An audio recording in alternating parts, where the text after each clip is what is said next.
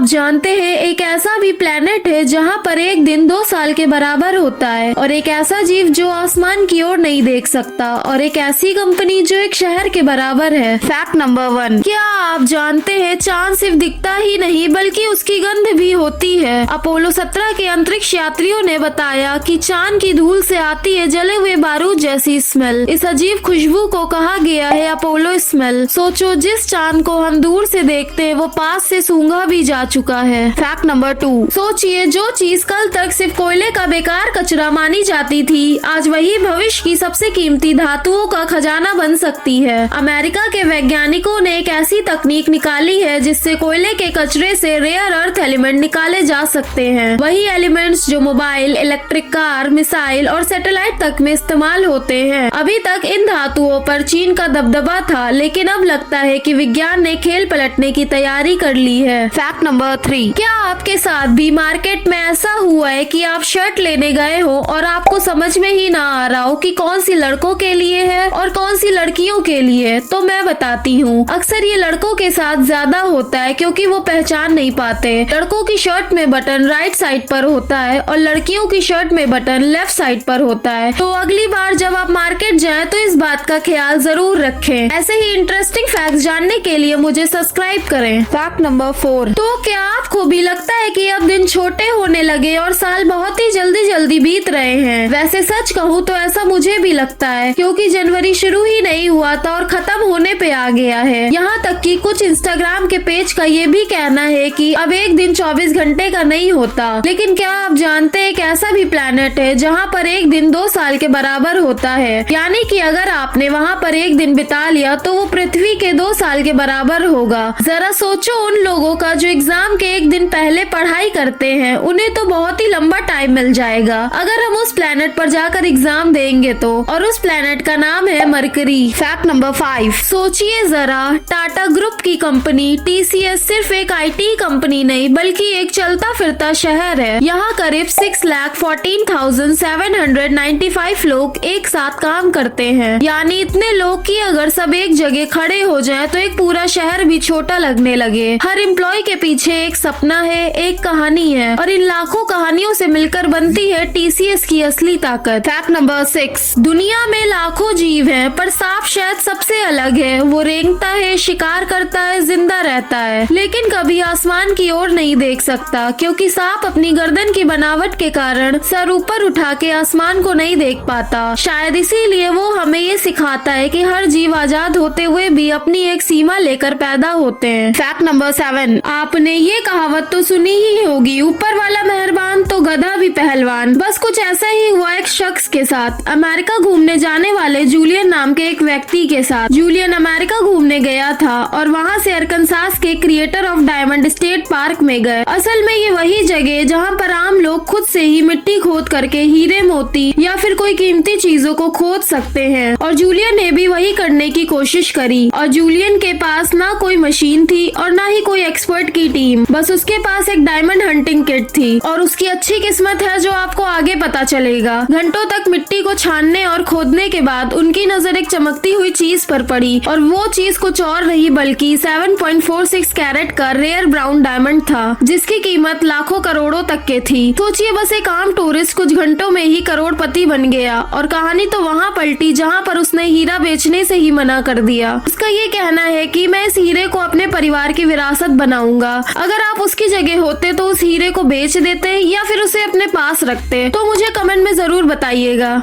Video अच्छी लगी हो तो लाइक कर दीजिएगा और चैनल को सब्सक्राइब कर दीजिएगा। तो मिलते हैं नेक्स्ट वीडियो में।